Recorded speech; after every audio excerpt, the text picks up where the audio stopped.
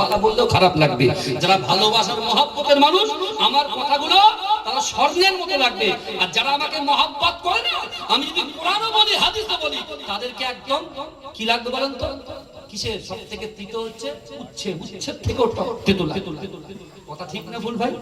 হ্যাঁ, ওই তো দেখেছি তো, রাস্তা দিয়ে যখন যাই মুখ ঢেকে থাকে, চোখটা শুধু বেরিয়ে থাকে, তাতেই বলে ভাইজান ভালো আছে। তার মানে কি? ইজ্জত দেওয়ার মালিক কে? ফুরফুরা দরবার শরীফ ছাড়া হচ্ছে আমরা জিরো, সবাই জিরো, সবাই জিরো। যা কিছু করছে মুতাদ্দিস জামান দাদা হুজুর পীর কেবলা দরবারকে ভাঙিয়ে হচ্ছে। কথা ঠিক না ভুল? সত্য কথা বলবেন, সত্য জানতো। রিজিক দেওয়ার মালিক কে? আল্লাহ। আর এখন কি হচ্ছে বলেন তো? মুজাদ্দিস জামানকে ভাঙিয়ে যে যার একটা দল তৈরি করে নিচ্ছে। বুঝতে পারছেন না? আমার ভাইরা হক পথে থাকবো। আমার দাদা ভাই ছিল, এই মাঝরানি পিছায় ইন্তেকাল করেছে 2010 সালে। নরেন্দ্র দামোদর দাস মোদী, যিনি আমাদের প্রধানমন্ত্রী, তাই তো নাকি? কথা বলেন।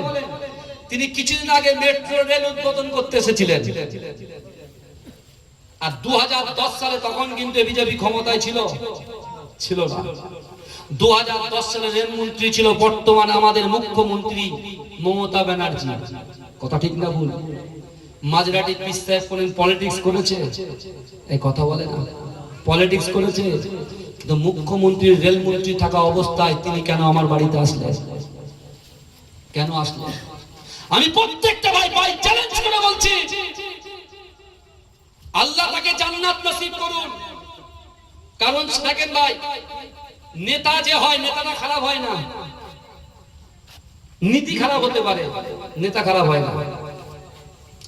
আপনি নেতা দেশের জন্য কাজ করেন, মানুষের জন্য কাজ করেন, লোক আপনার দুহাত ধরে আশীর্বাদ দেবে। কথা ঠিক না ভুল? আর আপনি যে চিটিংবাজি করেন, লোক বুঝে যাবে। এখন হুজুরদেরও কোনো ব্যাপার না, এখন যা বলা সব সামনাসামনি বলে। কথা ঠিক না ভুল? আগে ভয় করতে হুজুর হয়, বিশ্বাস হুজুর, এখন ডাইরেক্ট বলছে। জামানা আপডেট হচ্ছে, জামানা আপডেট হচ্ছে। আমি বোঝাতে চাইছি এটাই যে আমরা নেতার পিছনে ছুটছি, নেতা আমাকে মূল্যায়ন করছে না। আমি অফিসারের পিছনে ঘুরছি, অফিসার আমার মূল্যায়ন করছে না। কিন্তু আপনি চিন্তা করুন, মাঝরাতে পীর সাহেবের মতো পীর সাহেব হয়ে যান, নেতা পীর সাহেবকে খুঁজে নেবে। তাও যদি হায়াতে থাকাকালীন আসতেন, তাহলে লোক মাঝরাতে পীর সাহেব হুজুরের কাছে গিয়ে বলতেন, এই কাজটা করে দেন, ওই কাজটা করে দেন, এটা করে দেন, ওটা করে দেন। এবার যদি কথা না রাখতে পারে, তাই তিনি যে কেমন ছিলেন ইন্তেকালের পরে সেটা প্রকাশ পেয়েছে বাংলার জনগণ। কথা ঠিক না বল? তার জানাজা নামাজে প্রায় 22 থেকে 25 লক্ষ মানুষ একসঙ্গে জানাজা নামাজ আদায় করেছে। যদি বলুন, তৎকালীন সময়ে মুখ্যমন্ত্রী ছিল জ্যোতিবাবু, বুদ্ধদেব ভট্টাচার্য, বুঝলেন? বুদ্ধদেব বুঝতে পেরেছেন? সব এসেছিল আমাদের বাড়িতে। কেন?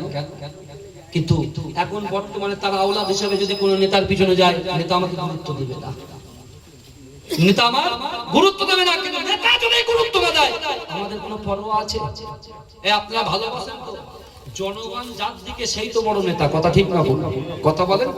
কিন্তু বিশ্বাস করেন, আপনাদের এই মহব্বত ভালোবাসাটাকে যদি আমি মাঝরাতে হুজুর আওলাদ হিসেবে, মুজাদ্দিস জামান দাদা হুজুর পীর কেবলার খলিফার আওলাদ হিসেবে আমি আপনাকে যদি নামাজের দিকে ঠেলতে না পারি, কোরআন শরীফের দিকে ঠেলতে না পারি, আপনার পিতামাতার মহব্বতের দিকে ঠেলতে না পারি, আপনার স্ত্রীর সঙ্গে আপনার বিগত 3 বছর 2 বছর 6 মাস 8 মাস কথা হয় না, যদি আপনাকে আপনার স্ত্রীর সঙ্গে কথা বলিয়ে দিতে না পারি, তাহলে এই জায়গায় বসে আমার লাভ আছে? কথা বলে না, লাভ আছে? খেজুর গুলো যখন এক জায়গায় বস্তা থেকে ওপেন করছে, খুলছে, ও যুবকেরা দেখতে পাওয়া যায় পুরো খেজুরটা আল্লাহ পাক ছোট ছোট পাথরে পরিণত করে দিলে।